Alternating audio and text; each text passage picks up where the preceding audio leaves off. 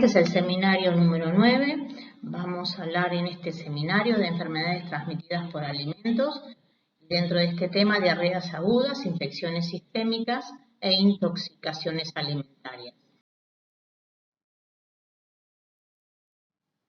Los objetivos de este seminario van a ser reconocer los principales microorganismos que van a estar asociados a la generación de enfermedades transmitidas por alimentos, relacionar conceptos sobre epidemiología y patogénesis, para luego arribar a un diagnóstico y reconocer estrategias para la prevención de estas infecciones y enfermedades.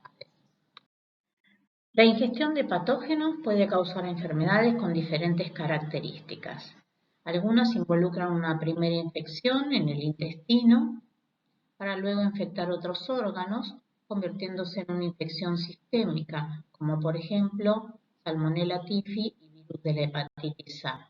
Otras están restringidas solamente al tracto gastrointestinal, dando un tipo de infección local, presentándose con cuadros como gastroenteritis, que es un síndrome caracterizado por síntomas gastrointestinales como náuseas, vómitos, diarrea y dolor abdominal, o enterocolitis, que es una inflamación de la mucosa tanto del intestino delgado como del intestino grueso. Ejemplos de estas enfermedades son Campylobacter y rotavirus. Y por último, existen patologías que están relacionadas con los alimentos, que son las intoxicaciones alimentarias, que tienen lugar cuando ciertas bacterias contaminantes de alimentos se multiplican y generan toxinas. En algunos casos las bacterias son inactivadas durante la elaboración del alimento, pero si la toxina se conserva y es consumida, causan intoxicación. Ejemplos son Staphylococcus aureus, Clostridium perfringens y Bacillus cereus. También tenemos un botulismo alimentario producido por Clostridium botulinum, pero a diferencia de las intoxicaciones por los otros microorganismos, en este caso hay un compromiso neurológico que es necesario tener en cuenta por la severidad del cuadro. Vamos a definir y a clasificar las diarreas. Definimos diarrea como el aumento de la frecuencia, el contenido líquido y el volumen de las heces. La diarrea es un signo de alteración a nivel de la digestión, absorción, motilidad y o secreción. Dependiendo de la evolución, vamos a clasificarlas en agudas y crónicas. Agudas se consideran cuando se presentan en un periodo menor a 14 días y crónica cuando es mayor a 4 semanas. También en otros seminarios vamos a ver que existen lo que se denominan las diarreas persistentes, que tienen una duración entre 14 y 30 días. Según la etiología, las clasificamos en infecciosas y no infecciosas, y dependiendo del nexo epidemiológico, se pueden asociar a zonas endémicas, como por ejemplo E. coli enterotoxigénica, o también llamada diarrea del viajero, donde los individuos de la zona endémica tienen inmunidad local contra la toxina y por ello no sufren la enfermedad. Sin embargo, los viajeros sí pueden sufrir la enfermedad. Dependiendo del mecanismo por el cual se producen, vamos a clasificarlas en secretorias, inflamatorias o sanguinolentas y osmóticas. Las secretorias son por lo general profusas y sin sangre. Se producen por una mayor secreción de agua y electrolitos hacia la luz y que supera la capacidad de absorción. Ocurren por acción de toxinas que aumentan la secreción de fluidos o por daño a nivel del epitelio intestinal que afecta la reabsorción de agua. Las diarreas inflamatorias o sanguinolentas son causadas en su mayoría por microorganismos invasivos. Y las deposiciones pueden ser escasas en volumen, pero muy frecuentes, y el paciente además puede sufrir dolores abdominales, tenesmo y fiebre. Según el grupo etario, las vamos a clasificar en infantiles o del adulto. Las diarreas infantiles tienen importancia clínica por la cantidad de muertes asociadas a ellas, especialmente en los países subdesarrollados.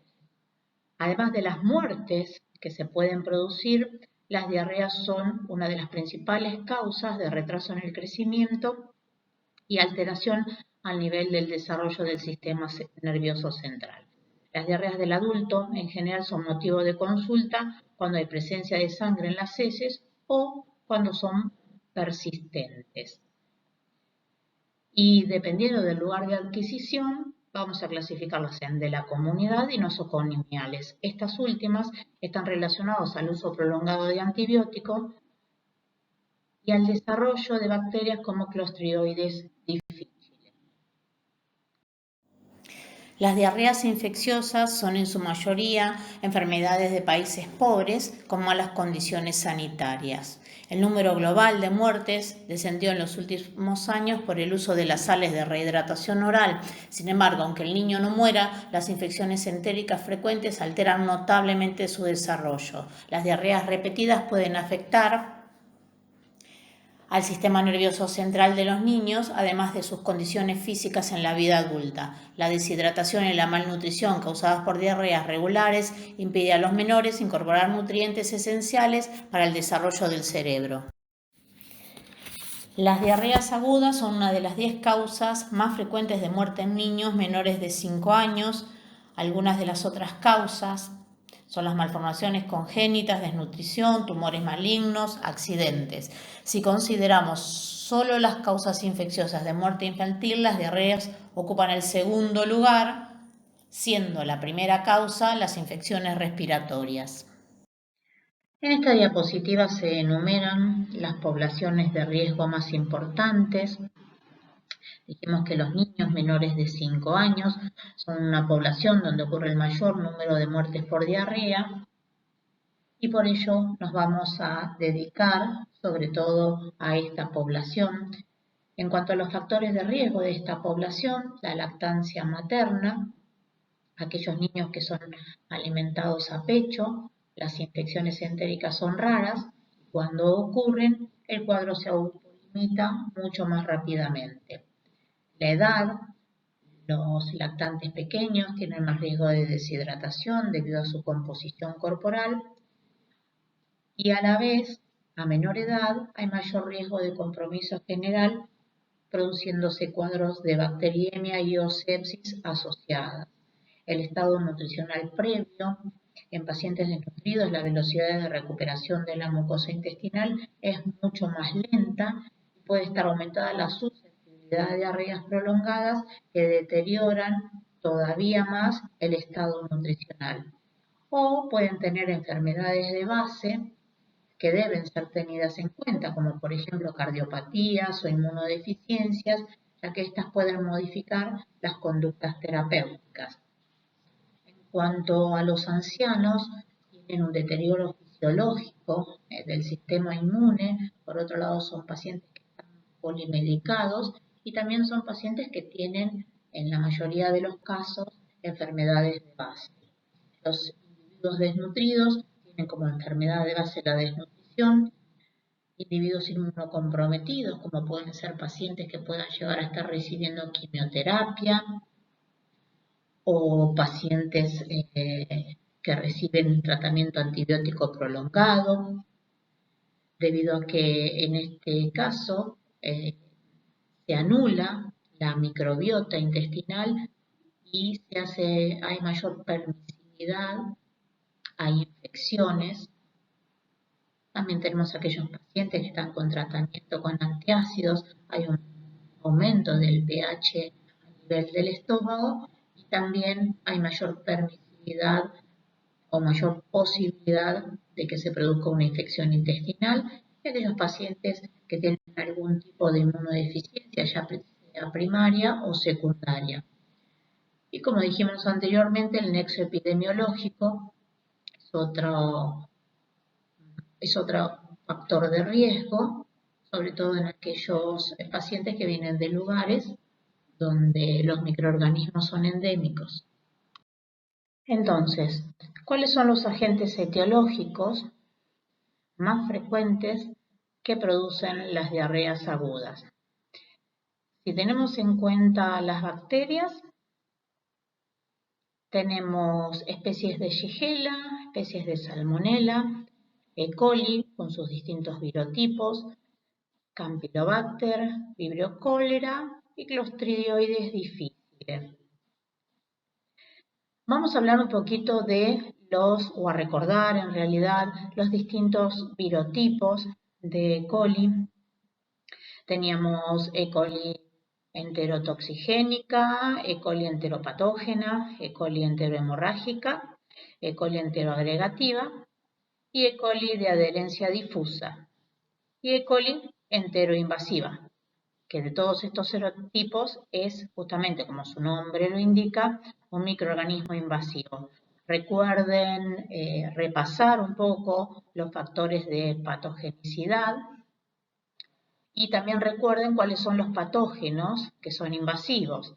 Dijimos E. coli enteroinvasiva, Campylobacter, especies de Salmonella y especies de Shigella. En cuanto a las intoxicaciones de origen bacteriano, sabemos que es por la ingestión de toxinas. Teníamos como ejemplo Staphylococcus aureus, Bacillus cereus, Clostridium perfringens y Clostridium botulinum, que tenía algún componente neurológico en las manifestaciones clínicas del paciente. En cuanto a las etiologías virales, rotavirus, norovirus, astrovirus y adenovirus son las más frecuentes y también tenemos algún otro agente etiológico viral. En cuanto a las de etiología parasitaria, en general los parásitos dan diarreas de tipo más prolongadas, aunque pueden causar diarreas agudas. Y no siempre las diarreas agudas van a tener un origen infeccioso. La ingestión de muchos medicamentos, como pueden ser laxantes, antiácidos que tienen magnesio, antagonistas de los receptores H2, que son los antiácidos, productos conteniendo lactosa o sorbitol, pueden aumentar la frecuencia y o fluidez de las deposiciones, y esto debemos tenerlo en cuenta, sobre todo cuando realizamos la anamnesis del paciente.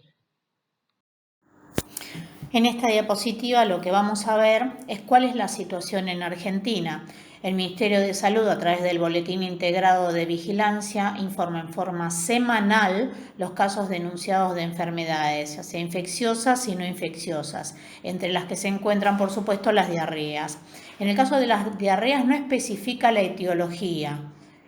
En el gráfico que se puede observar acá en la diapositiva, puede apreciarse la distribución de los casos de diarrea en nuestro país, donde se le adjudica un color a las distintas cantidades de los casos que van surgiendo, viendo que este color azul más fuerte corresponde a la región del noroeste argentino, que es la más afectada, y el número total de casos en esta semana epidemiológica número 23 del año 2014 es alrededor de 650.000 a 750.000 y por ejemplo para el año 2018 fueron algo más de 700.000 casos. En general nuestro país tiene un subregistro de los casos denunciados, como pueden ver también acá en la diapo, sin diagnosticar o sin registrar. El color es blanco y uno ve que hay bastantes lugares en los cuales no se registra y no hay denuncias de los casos de diarrea. Acá tenemos un cuadro que nos habla de lo que es la epidemiología a nivel mundial, sobre todo de países que reportan a la Organización Mundial de la Salud, y se enumeran los patógenos que son más frecuentes a nivel mundial. Si observamos, tenemos un 22% de rotavirus, etiología viral, y tenemos coinfección, otro 21% de E. coli enterotoxigénica, E. coli enteropatógena. Y fíjense que hay un 21% en los cuales no se puede arribar al diagnóstico. Este cuadro, de cualquier manera, no difiere demasiado de los que se conocen en nuestro medio a través de distintos estudios locales. En el 2013 se hizo vigilancia, en particular sobre las etiologías de las diarreas agudas bacterianas. La mayor parte de estos casos positivos para diarreas bacterianas se debieron a Shigella, con un N de 4191, con un predominio de Shigella flexneri, seguido por Salmonella, con un N de 944, con un predominio de Salmonella enteritidis, y finalmente E. coli, con un predominio de E. coli enteropatogénica, con un N de 369, predominando sobre el resto. Normalmente nuestro país no cuenta aún con un sistema de vigilancia que provea información sobre las etiologías más frecuentes de las diarreas agudas. Sí tiene un sistema donde sí se sabe también cuál es la etiología de las diarreas, pero solamente a nivel local. Por ejemplo, en los hospitales pediátricos es muy frecuente que tengan informes acerca de la etiología de las diarreas.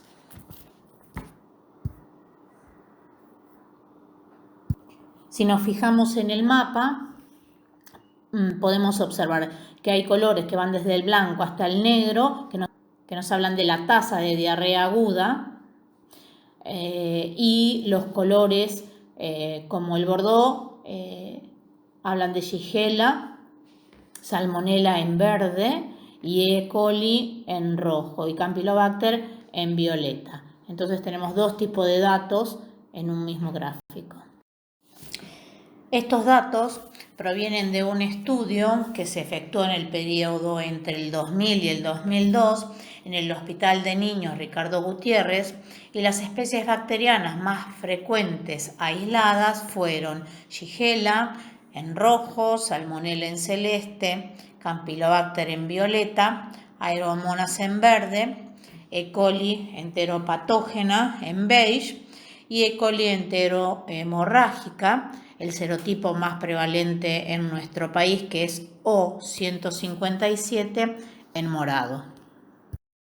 Como se dijo anteriormente, el panorama global de Argentina se desconoce, pero sí existen estudios locales realizados en diferentes centros de salud, y en este gráfico, por ejemplo, se muestran datos obtenidos en el Hospital de Niños de la ciudad de Córdoba, donde se estudiaron las diarreas de origen viral en niños entre 0 y 36 meses durante el año 1998. Puede verse que en el 84% de los casos se identificó rotavirus.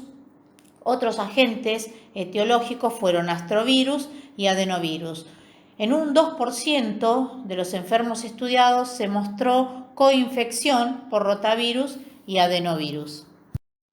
Vamos a comenzar a ver entonces diarreas agudas bacterianas.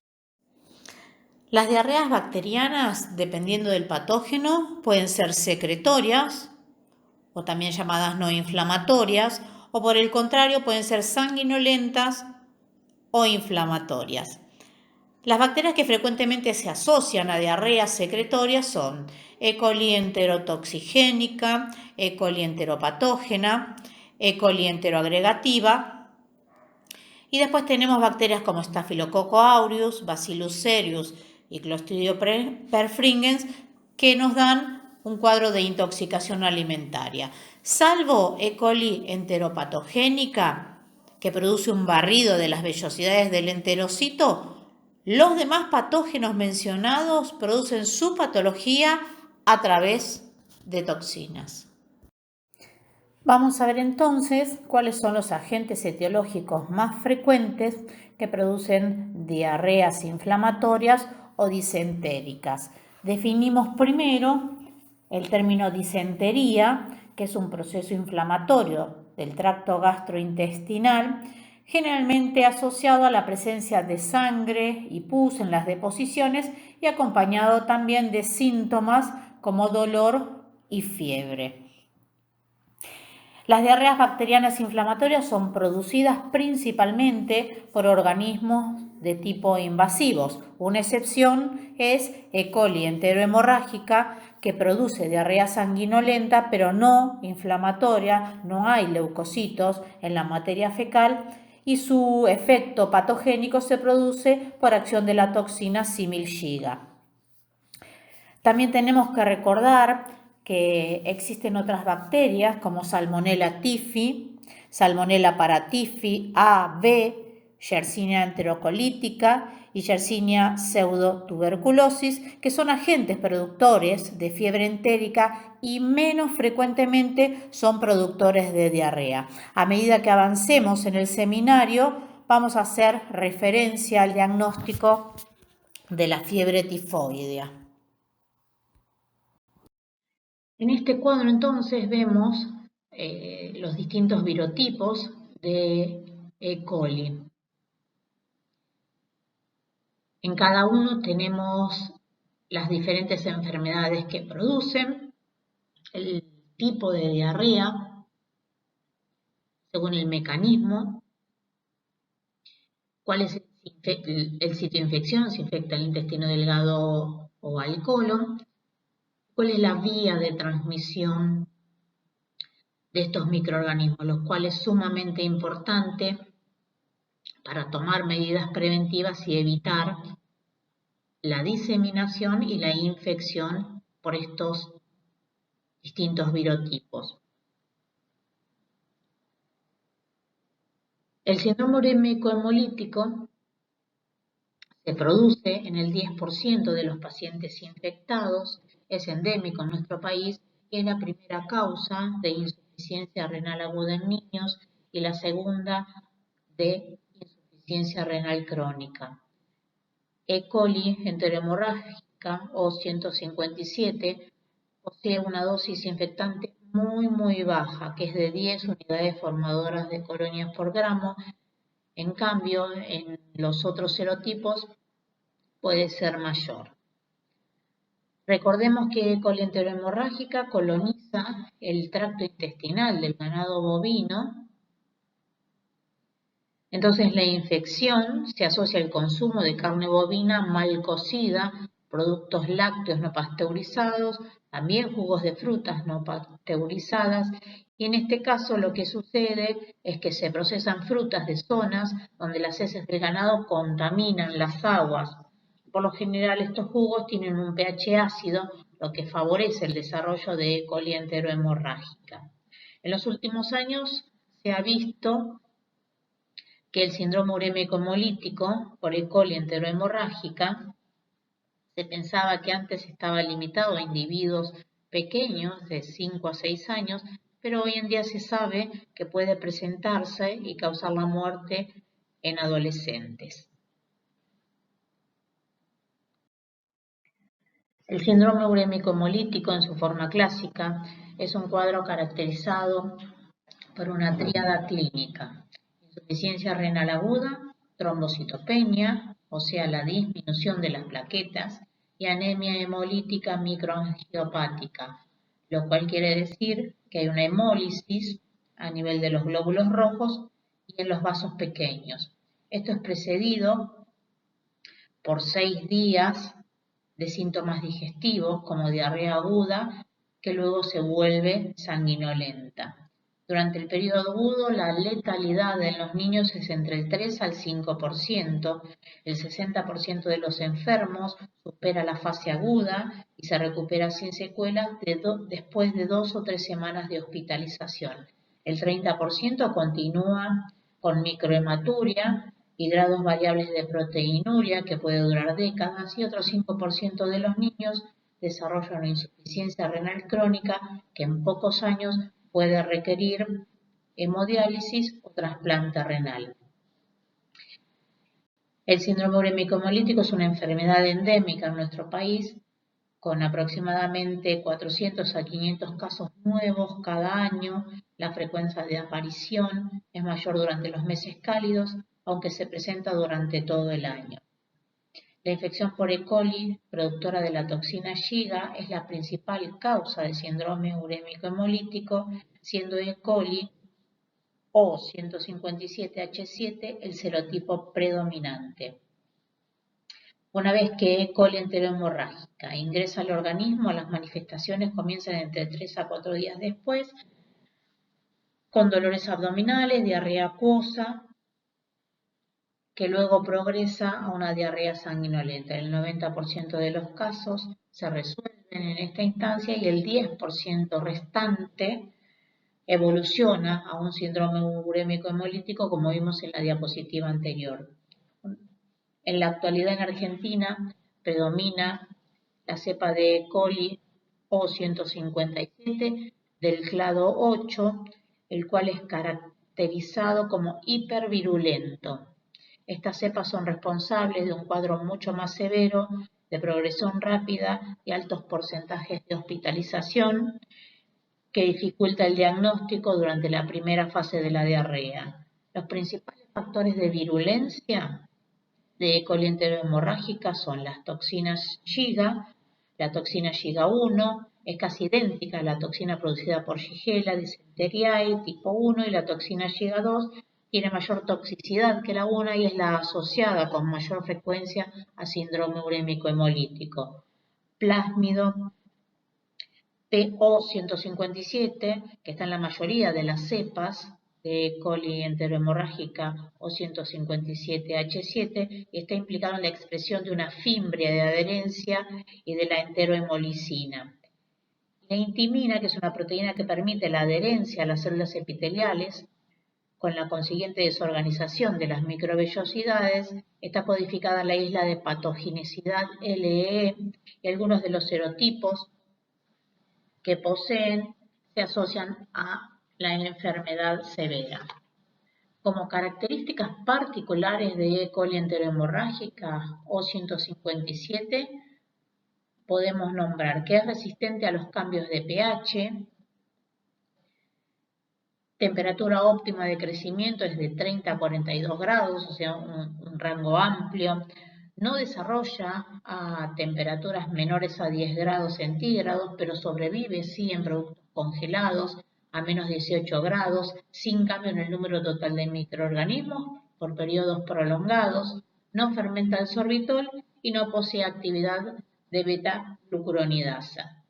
Les sugiero, si están interesados, que busquen en YouTube el ciclo de vida de E. coli enterohemorrágica O157H7 y ahí en ese video se ve muy bien cuál es la interacción con el intestino.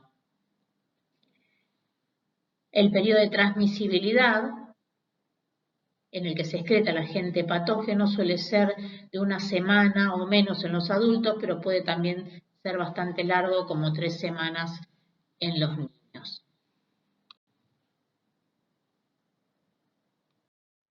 La evolución de E. coli desde comensal a patógena se relaciona a la adquisición de factores de virulencia mediante elementos génicos móviles, denominados transferencia horizontal de genes. Vamos a ver acá algunos ejemplos. Transposones, como por ejemplo toxina termoestable de E. coli enterotoxigénica, plásmidos, toxina termolábil de E. coli enterotoxigénica y factores de invasión de E. coli enteroinvasiva, bacteriófagos, toxina similar a la Shiga en E. coli enterohemorrágica e isla de patogenicidad, proteínas para el borrado de las microvellosidades en E. coli enteropatogénica y E. coli enterohemorrágica y factores de adherencia en E. coli. La evolución de E. coli desde comensal a patógena se relaciona a la adquisición de factores de virulencia mediante elementos génicos móviles. A esto se lo denomina transferencia horizontal de genes, lo que quiere decir que se pasan de una bacteria a otra material genético. Como ejemplos tenemos transposones, y ejemplo del pasaje de este material genético es la toxina termoestable de E. coli enterotoxigénica. A través de plásmidos surgió la toxina termolábil de E. coli enterotoxigénica y factores de invasión de E. coli enteroinvasiva. A través de bacteriófagos, la toxina similar a la Shiga en E. coli enterohemorrágica y a través de islas de patogenicidad, proteínas para el borrado de las microvellosidades en E. coli enteropatógena y E. coli enterohemorrágica. Un ejemplo fue lo ocurrido en el año 2011, cuando se registró un brote masivo de diarrea y de síndrome urémico hemolítico en Alemania y en otros 13 países europeos, Estados Unidos y también en Canadá. Estaba asociado al consumo de brotes de fenogreco en ensaladas y la caracterización de la cepa O104H4 fue la causal y reveló una inusual combinación de factores de virulencia típicos de E. coli enteroagregativa y del gen de la toxina Shiga, que es lo que hace es inhibir la síntesis de proteínas, lo que le otorga una gran capacidad patogénica. Estos genes estaban codificados en un bacteriófago similar lambda. Se observó que, como ocurre con E. coli enterohemorrágica, algunos antibióticos, como la ciprofloxacina, aumentan significativamente la expresión de la toxina Shiga en E. coli O104H4. Y a partir de este hecho es que no se recomienda el tratamiento antibiótico en las diarreas por esta bacteria. En este cuadro, entonces, tenemos los patógenos entéricos que son invasivos. Habíamos dicho algunas diapositivas atrás que eran Salmonella, Enteritidis, Salmonella typhi, Shigella, Campylobacter y E. coli enteroinvasiva. Todos estos microorganismos, menos Salmonella typhi, dan enfermedad de tipo local, afectando de distintas formas al intestino delgado o al colon. Y Salmonella typhi particularmente da una infección de tipo sistémica, denominada fiebre tifoidea, que también vamos a volver a ver en algunas diapositivas un poquito más adelante.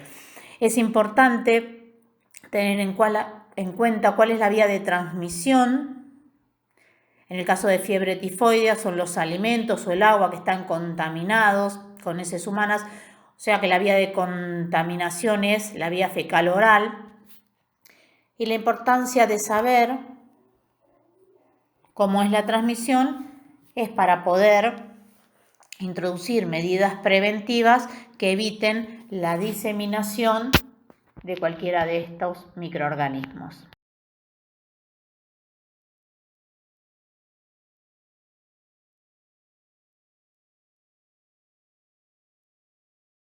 Vamos a pasar a ver entonces las diarreas de etiología viral.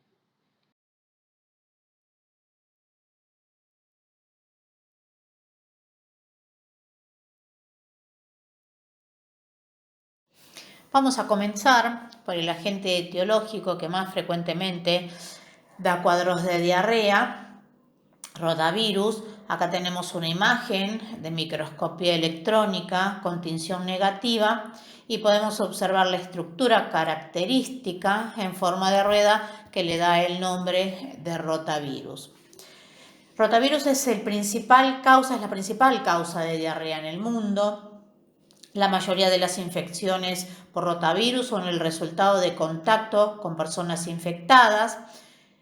Generalmente están presentes en un título elevado, 1012 partículas por gramo en heces de los pacientes enfermos. Y la muestra puede permanecer positiva varios días después del inicio de los síntomas. La principal vía de transmisión es la vía fecal oral. Sin embargo, dado que el rotavirus afecta con igual frecuencia a niños tanto de países desarrollados como países en vías de desarrollo, se cree que su modo habitual de transmisión no estaría relacionado con la contaminación de los alimentos ni del agua. También se sugirió que la transmisión podía ser por vía respiratoria, pero hoy en día no se encuentra evidencia concreta que avale esta hipótesis. La diseminación intrafamiliar y dentro de los hospitales, guarderías y otras instituciones es muy frecuente. La enfermedad tiene una incidencia mayor en los meses más fríos del año y se produce con más frecuencia en lactantes entre 6 y 24 meses de vida.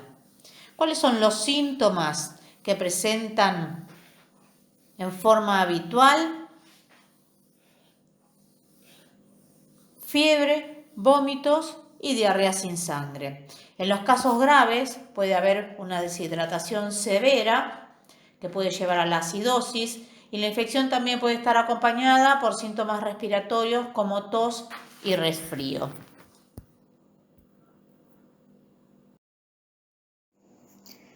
Astrovirus son virus extremadamente simples, desnudos y con cápsides icosaédricas que están formadas por una sola proteína.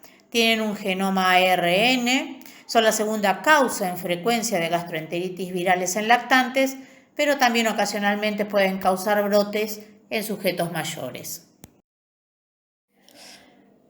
Adenovirus entéricos. Los adenovirus son fundamentalmente patógenos respiratorios y tienen una cápside icosaédrica, son desnudos y poseen un genoma ADN.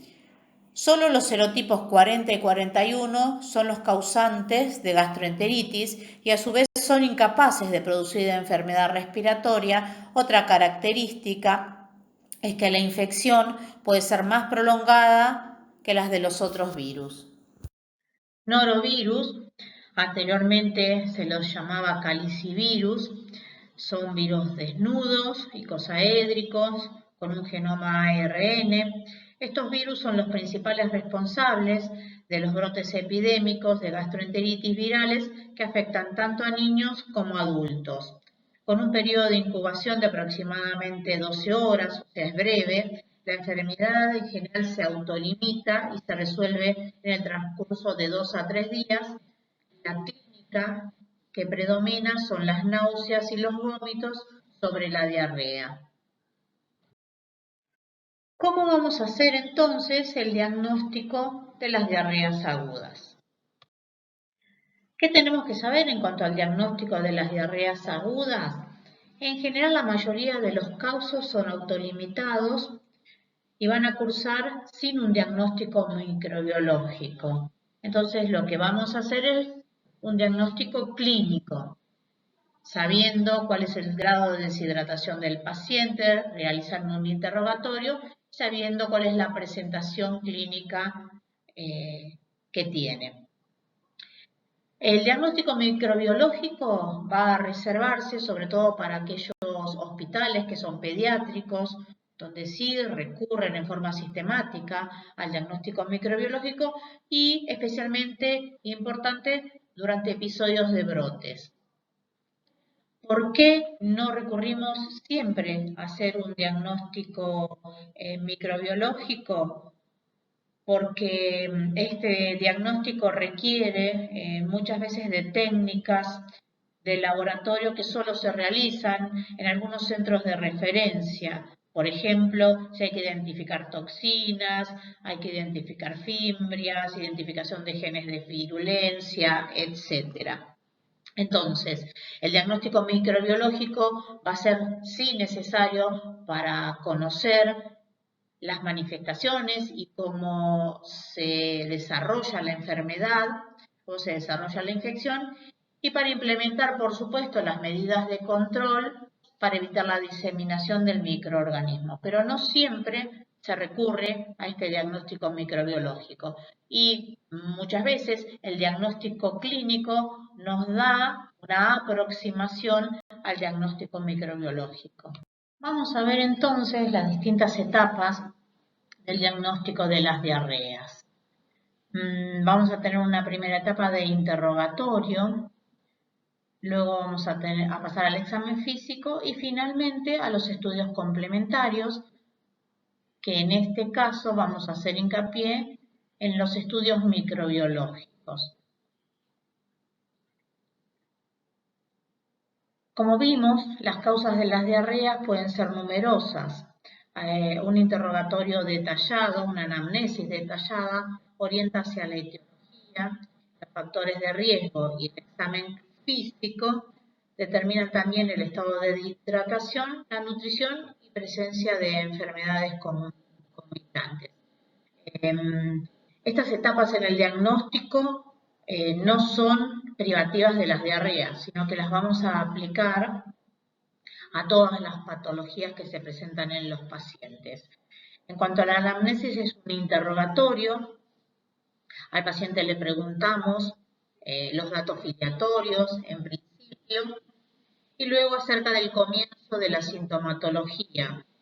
En el caso de las diarreas, la frecuencia de las deposiciones, el aspecto que pueden tener, destacando si son líquidas, si son sanguinolentas.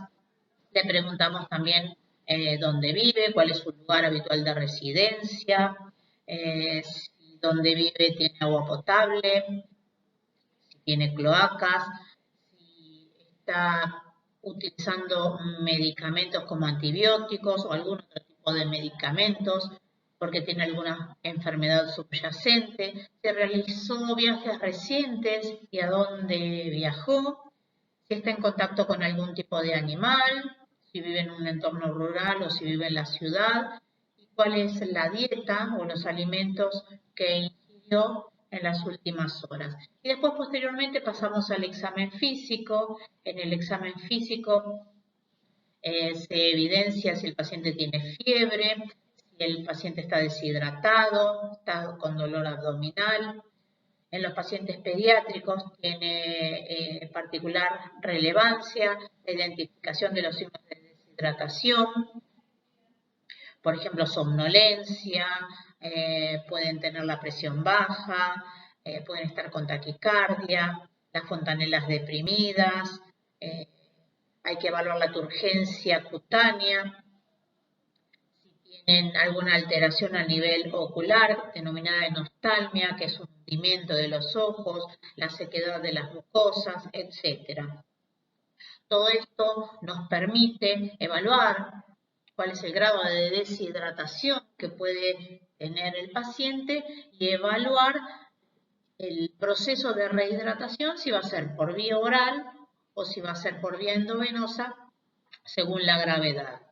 Tanto la anamnesis como el examen físico nos dan la posibilidad de un diagnóstico clínico de las diarreas. Y una vez que tenemos un diagnóstico presuntivo, se puede pasar a los estudios complementarios, que en este caso van a ser estudios microbiológicos para identificar al agente etiológico o los antígenos a partir de una muestra de materia fecal. La edad del paciente, entonces, es un dato muy importante que nos puede orientar sobre la etiología de la diarrea. En lactantes y niños pequeños son más frecuentes las diarreas virales, generalmente por rotavirus, y el rango de edad de este grupo va desde los 3 meses a los 2 años. Antes de los 3 meses, los lactantes están protegidos debido a la lactancia materna, y mientras son amamantados las diarreas son mucho menos frecuentes. A partir de los 2 a 3 años, la etiología más frecuente pasa a ser bacteriana, aunque tampoco podemos descartar a rotavirus como agente etiológico de este grupo etario. Otras preguntas, entonces, que nos orientan hacia la etiología de la diarrea son el lugar de residencia, que nos va a revelar cuáles son las condiciones sanitarias o si el paciente vive en una zona endémica, el tiempo de evolución del cuadro clínico, que nos va a clasificar esta diarrea en aguda, en crónica o en una diarrea persistente, cuáles son las características de las deposiciones, y entonces vemos si es una diarrea inflamatoria o no inflamatoria, si tiene presencia de sangre, etc. Los contactos con sintomatología similar, por lo tanto, si existen personas en la familia o en el ámbito de la vivienda que tengan sintomatología parecida, se puede tratar de un brote. ¿Cuáles fueron los alimentos que ingirió en las últimas horas o en los últimos días? Y podemos diferenciar una intoxicación alimentaria de un cuadro diarreico, los viajes recientes a zonas endémicas, por ejemplo, y cuál es la medicación que puede estar tomando actualmente que tomó en los días previos. Se está utilizando sobre todo antibióticos, se utiliza laxantes, antiácidos, etc. El examen físico entonces está dirigido a detectar los signos de deshidratación.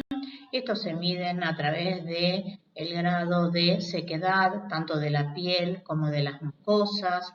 Se evalúan los ojos hundidos, la fontanela anterior si está deprimida o no, y el signo del pliegue, que es positivo cuando al pellizcar la piel, digamos que se queda pellizcado y no vuelve a su posición natural, indicando que hay un grado de turgencia y de elasticidad que está alterado debido a la deshidratación. Entonces, ¿cuál es la muestra de elección que vamos a tener que tener en cuenta para el diagnóstico microbiológico en las diarreas agudas? La muestra ideal es la materia fecal emitida en forma espontánea y recogida en frasco estéril con tapa a rosca y de boca ancha. Una vez que tenemos la muestra, es llevada al laboratorio microbiológico y en el laboratorio microbiológico se procede al procesamiento de la muestra. Se puede realizar el filtrado, donde se investiga la presencia de toxinas, como por ejemplo la de Clostridioides difficile. Por otro lado, se realiza el coprocultivo de la materia fecal que va a permitir el aislamiento y la posterior identificación de los distintos patógenos bacterianos. Una muestra válida también para realizar el coprocultivo es el hisopado rectal. Recordemos que el hisopado anal no es una muestra válida para el diagnóstico de las diarreas bacterianas y en el caso de los lactantes tampoco es una muestra válida la materia fecal del pañal, excepto aquella que es inmediatamente emitida y se toma enseguida la muestra. En este caso tiene que recogerse con un hisopo, tratando de tomar la muestra de las zonas más representativas. Por ejemplo, pueden contener o moco o sangre, y se las coloca en un medio de transporte. El medio de transporte es Kerry-Blair. Por otro lado, se puede realizar microscopía o se realiza de rutina microscopía, que es un examen en fresco. Si las heces son líquidas, se coloca una gota entre porte y cubreobjeto y permite poner de manifiesto la presencia de leucocitos, de eritrocitos o la movilidad de algunas bacterias, como por ejemplo Campylobacter o Vibrio. La presencia de leucocitos en la materia fecal está a favor de una infección por gérmenes invasivos como Salmonella, Shigella, Campylobacter o también por gérmenes no invasivos que son productores de toxinas e inducen lesiones a nivel de la mucosa colónica, como Clostridioides difficile toxigénico.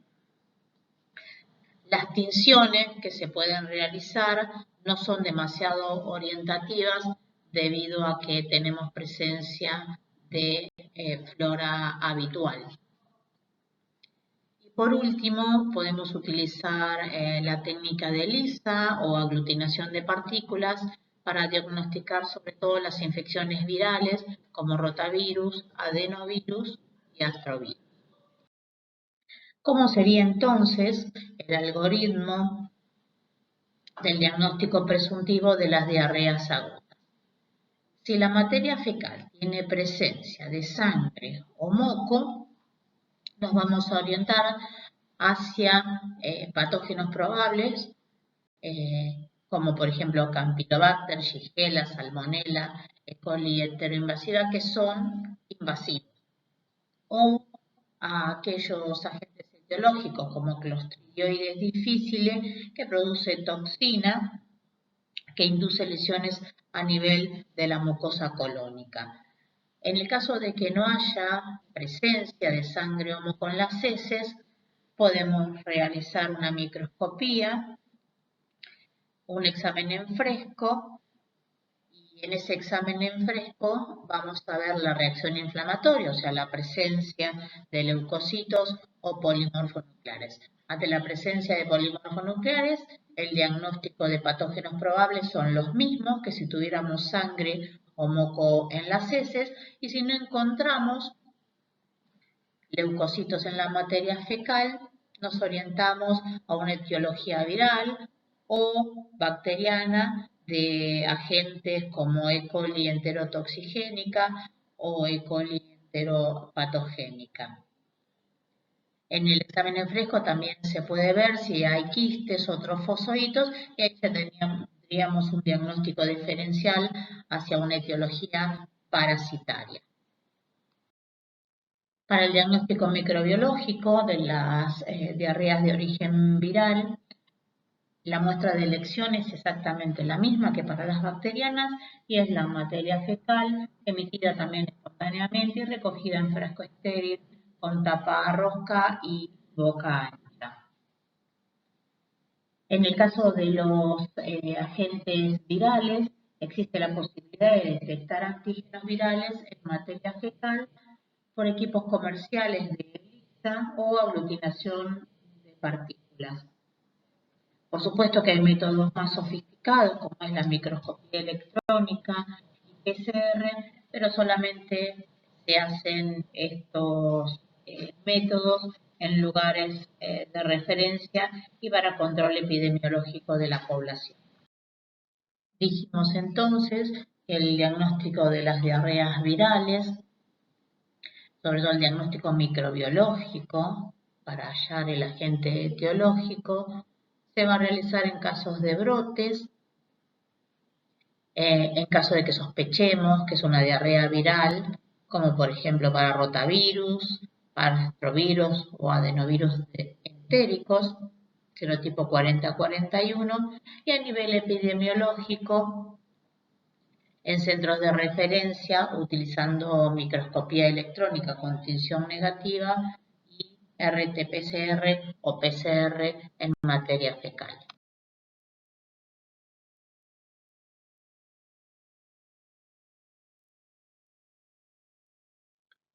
Vamos a ver entonces, dentro del diagnóstico microbiológico de las diarreas bacterianas, en qué consiste la realización del coprocultivo.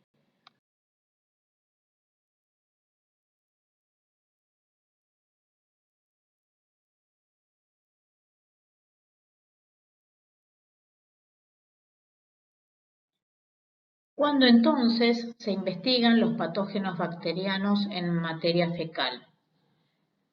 Según el trabajo que hizo la Sociedad Argentina de Pediatría, realizando un consenso nacional sobre diarreas agudas en la infancia, el coprocultivo debe restringirse a situaciones especiales, ya que es un método de alto costo y que en la mayoría de los pacientes el cuadro tiende a autolimitarse. Debe solicitarse antes de iniciar la terapéutica en pacientes sobre todo inmunocomprometidos, en neonatos, en cuadros disentéricos y ante la sospecha de bacteriemia o infección diseminada. En estos casos el aislamiento del germen y el conocimiento de la sensibilidad antibiótica es de utilidad para adecuar el tratamiento. En el caso de inmunocomprometidos y neonatos también debe realizarse hemocultivo. Una vez entonces que tenemos la muestra, esta debe procesarse en forma inmediata. Si no se puede sembrar dentro de la hora de recolectada, se aconseja mezclarla con medio de transporte para retardar el crecimiento de la flora acompañante. Existen casos en los cuales el patógeno se encuentra en baja proporción con respecto a la flora normal. Entonces se realizan cultivos de la muestra en medios enriquecidos que permiten que el patógeno se reproduzca con mayor velocidad que la flora acompañante. Un ejemplo de medio enriquecido es el caldo selenito para cultivo de salmonela. Posteriormente entonces se siembra en medios sólidos, sobre todo en medios selectivos y diferenciales, que lo que van a hacer es inhibir la flora acompañante y seleccionar al patógeno indicado. Una vez aislado el microorganismo, se prosigue a la identificación mediante pruebas bioquímicas. Existen kits comerciales como los API que permiten realizar un gran número de pruebas bioquímicas con un mínimo volumen de muestra. La serotipificación se realiza mediante pruebas de aglutinación de la bacteria con los anticuerpos contra los antígenos correspondientes. La serotipificación, por ejemplo, permite determinar la combinación de antígenos O, H y K expuestos en la superficie de las enterobacterias. El antígeno O también es conocido como antígeno somático y está definido por la cadena del lipopolisacárido. El antígeno H es la proteína del flagelo. El antígeno K es la cápsula. El antígeno BI es la cápsula en el caso de Salmonella typhi. Y la serotipificación permite reconocer, por ejemplo, los serotipos de E. coli que se asocian con mayor frecuencia a E. coli enteropatógena. Del mismo modo, pueden identificarse luego del aislamiento de cepas de E. coli enterohemorrágicas. La mayoría de las diarreas son autolimitadas y por lo tanto no reciben tratamiento antibiótico. Sin embargo, se recomienda el uso de antibióticos en aquellas infecciones intestinales por microorganismos invasivos, como puede ser las especies de Shigella, como puede ser E. coli enteroinvasiva o Yersinia o Salmonella. En el caso de Vibrio cólera, para disminuir el tiempo de diseminación del patógeno, en estos casos es necesario determinar la sensibilidad de los microorganismos a los antibióticos mediante el antibiograma. Para los cuadros de infección sistémica vamos a ver como ejemplo a Salmonella typhi. El género Salmonella va a causar infecciones tanto intestinales o locales como sistémicas. Dentro de las infecciones locales tenemos Salmonella serovariedad typhimurium y Enteritidis, que sí produce una enfermedad transmitida por alimentos, pero cuando la enfermedad es sistémica está producida por Salmonella serovariedad typhi y puede aislarse de diferentes muestras y no es una enfermedad transmitida por alimentos. En los individuos infectados por Salmonella typhi, los síntomas van a comenzar cuando la infección progresó y se hizo sistémica. Esto es aproximadamente 14 días luego de la ingestión de la bacteria. En ese momento la bacteria puede aislarse en sangre mediante hemocultivos seriados. La bacteria también puede aislarse de materia fecal a partir de las 2 semanas de comenzados los síntomas de la enfermedad. Y en el comienzo de los síntomas, el coprocultivo no es de utilidad porque el aislamiento de la bacteria en ese momento es muy bajo. Los enfermos pueden eliminar Salmonella typhi por orina, pero la recuperación de la bacteria por urocultivo es también escasa. Otro ejemplo de infección sistémica es Listeria monocytogenes, que produce una enfermedad transmitida por alimentos. Es un microorganismo oportunista. Entre el 5 al 10% de la población sana es portadora.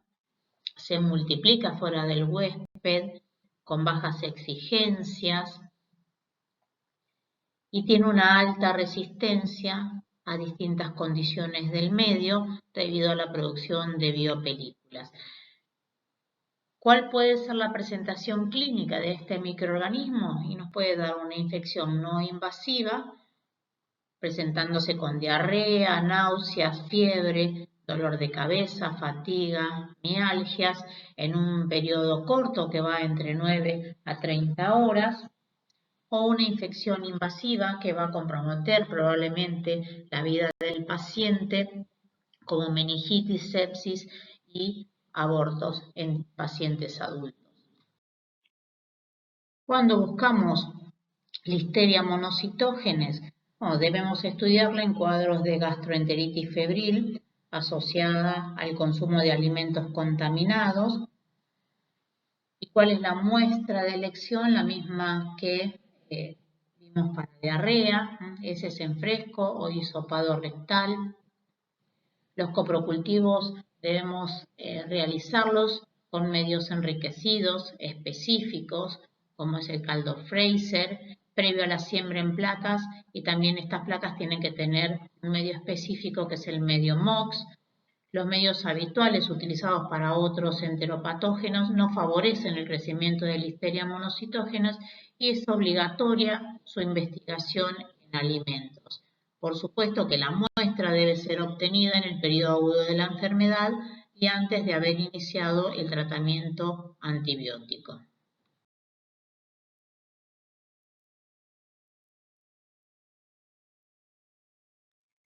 Las intoxicaciones alimentarias de origen bacteriano son de una evolución muy rápida y por lo general no se realiza el diagnóstico microbiológico.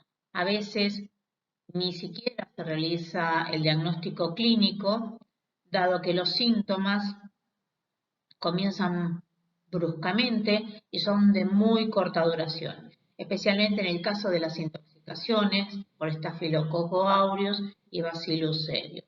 Por lo tanto, el diagnóstico de las intoxicaciones alimentarias se realiza solo en caso de sospechar botulismo, que es la que pone en riesgo la vida del paciente.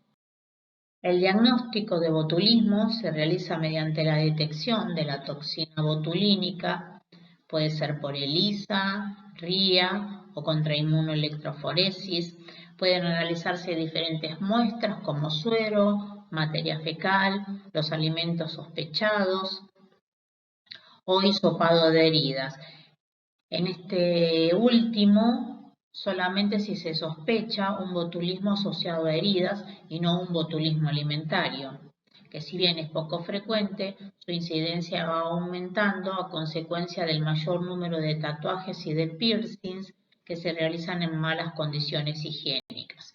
El hallazgo de Clostridium botulinum en materia fecal o en el alimento no es diagnóstico de intoxicación, sino que hay que demostrar que la bacteria aislada produce la toxina botulínica.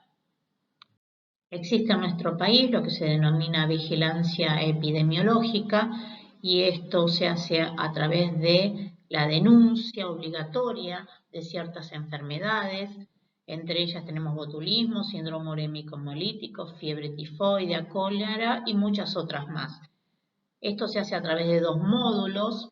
Uno es el módulo clínico, que se denomina SNBS, y el módulo de laboratorio, que se denomina Sibila. Entonces, por un lado, los médicos, una vez que tenemos un caso, ingresamos al ministerio online, se ingresa al Ministerio de Salud y allí se llena una ficha epidemiológica y por otro lado el laboratorio, una vez que tiene los aislamientos, llena también una ficha epidemiológica. Y esto finalmente va a un reporte semanal que se va publicando en realidad como semana epidemiológica y se van publicando cada uno de los distintos casos que va teniendo los distintos sistemas de salud, ya sea privados o estatales. Y los brotes de las enfermedades transmitidas por alimentos deben comunicarse en forma inmediata. Hoy en día todo se hace online. En el 2016 cambió la clasificación y pasó de llamarse Clostridium difficile a denominarse Clostridioides difficile. Este microorganismo es parte de la microbiota intestinal habitual en el 3% de los adultos, pero su prevalencia se incrementa hasta un 20% en los pacientes hospitalizados. Aquellos pacientes tratados por vía oral con antibióticos, sobre todo de amplio espectro, pueden sufrir diarreas causadas por este microorganismo. Normalmente, el establecimiento de esta bacteria en el intestino es inhibido por la flora normal y cuando la microbiota es afectada por la acción de los antibióticos, Clostridioides difficile desarrolla y causa enfermedad. Es un microorganismo esporulado, puede persistir por meses en el medio hospitalario y sobrevivir a condiciones adversas del medio y a los desinfectantes, inclusive a las soluciones alcohólicas. Entonces, los sujetos que están internados tienen un riesgo de colonización de hasta un 20%. Se transmite horizontalmente en unidades cerradas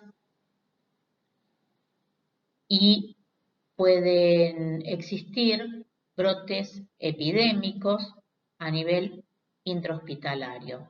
La tasa de mortalidad es muy alta, alrededor del 30%, si bien la mayoría de los casos se asocia a estos factores de riesgo, también se ha diagnosticado en pacientes ambulatorios y sin factores de riesgo conocidos. Algunos pacientes pueden ser portadores asintomáticos, otros pueden sufrir de diarrea moderada o severa. La manifestación más severa de la enfermedad se denomina colitis pseudomembranosa y en este caso la mucosa intestinal se encuentra dañada y está recubierta por una pseudomembrana compuesta por fibrina, detritus celulares, bacterias y glóbulos blancos. La colitis pseudomembranosa puede complicarse con perforación de intestino. El diagnóstico oportuno de la diarrea por Clostridioides difficile es imprescindible y requiere que los laboratorios de microbiología tengan métodos diagnósticos adecuados. La virulencia de este microorganismo se debe principalmente a la producción de dos toxinas, la toxina A, que es enterotoxigénica, y la toxina B es citotoxigénica. Ambas contribuyen igualmente a la enfermedad, dando como resultado cambios metabólicos en las células intestinales que conducen a la muerte celular. Estas toxinas se encuentran en un locus de patogenicidad que contiene además genes reguladores de la expresión de las toxinas, ya sea positivo, negativo, y un tercer gen que parece estar relacionado a la liberación de las toxinas. Las cepas de Clostridioides difficile que producen solo toxina B también producen infección por Clostridioides difficile. Este tipo de cepas se ha descrito en diferentes países, incluyendo en Argentina. Las cepas no toxigénicas no producen la enfermedad. Un 6 a un 12% de las cepas de este microorganismo producen también una toxina binaria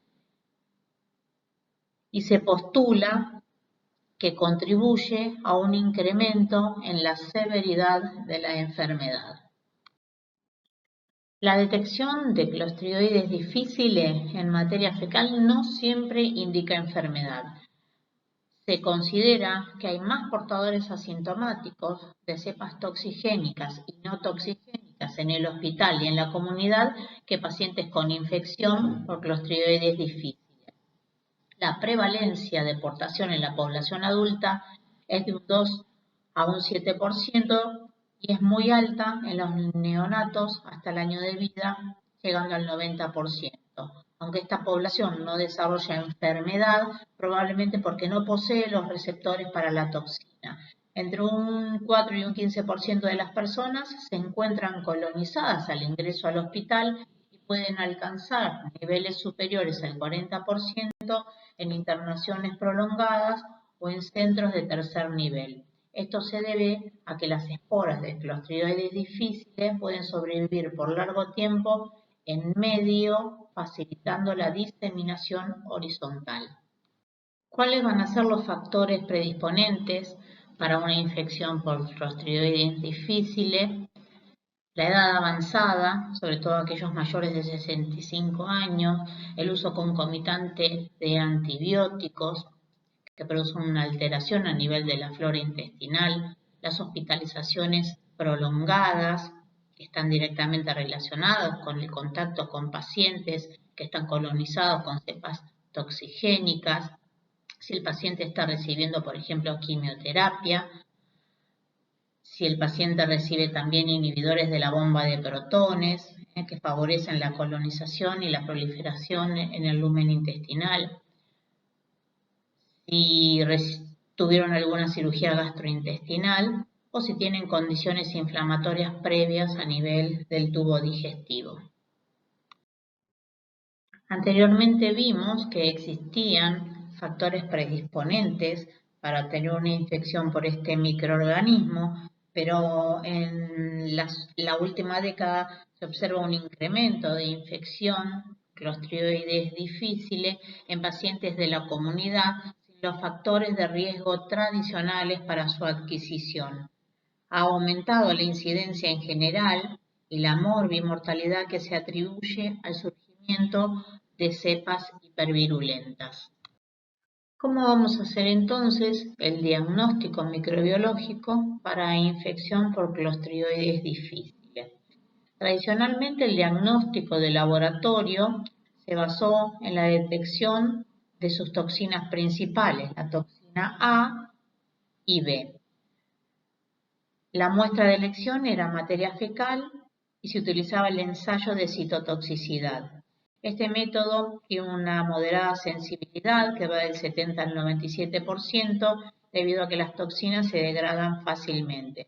Después se consideró el cultivo toxigénico como un método patrón más sensible, pero este método no diferencia entre infección de colonización con cepas toxigénicas.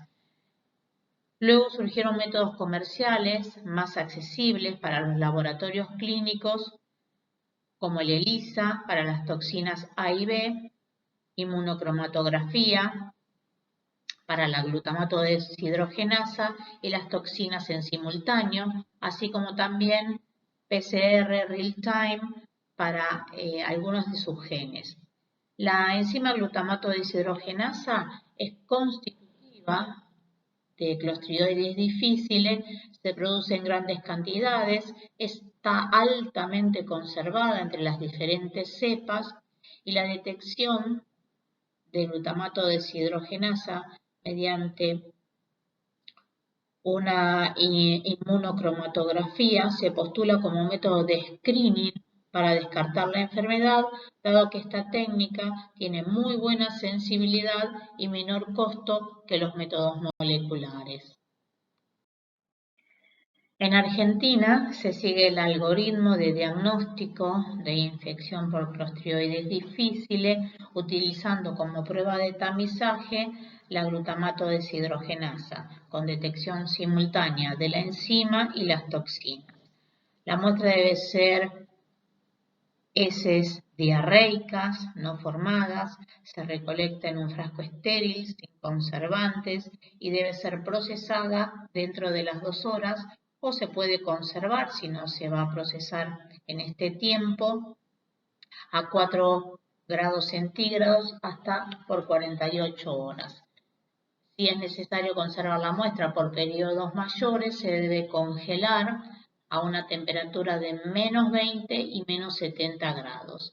La conservación es importante para evitar la degradación de la toxina y una segunda muestra dentro del mismo episodio no ha demostrado mejorar la sensibilidad, salvo que la muestra no haya sido bien conservada. Si los síntomas persisten, se sugiere repetir la muestra, pero no antes de los 7 días de la primera muestra. ¿Cuáles son las estrategias que podemos utilizar para prevenir las enfermedades transmitidas por alimentos? La provisión de agua potable, adecuada eliminación de excretas, normas adecuadas en cuanto a la producción y a la comercialización de los alimentos y una de las mejores estrategias de prevención, aunque no existe vacuna para todos los microorganismos que son productores de diarrea. Si tenemos la vacuna contra rotavirus que está en el calendario nacional y que fue introducida en el año 2014. Tenemos 2 vacunas para uso en Argentina. Las 2 son vacunas atenuadas, una es monovalente, la otra es pentavalente. Se dan en un esquema de 2 dosis para una y 3 dosis para la otra y se administra por vía oral. Como conclusiones del seminario, podemos decir que distintos microorganismos son los agentes etiológicos de las infecciones gastrointestinales, la vía fecal-oral y los alimentos son la fuente de infección.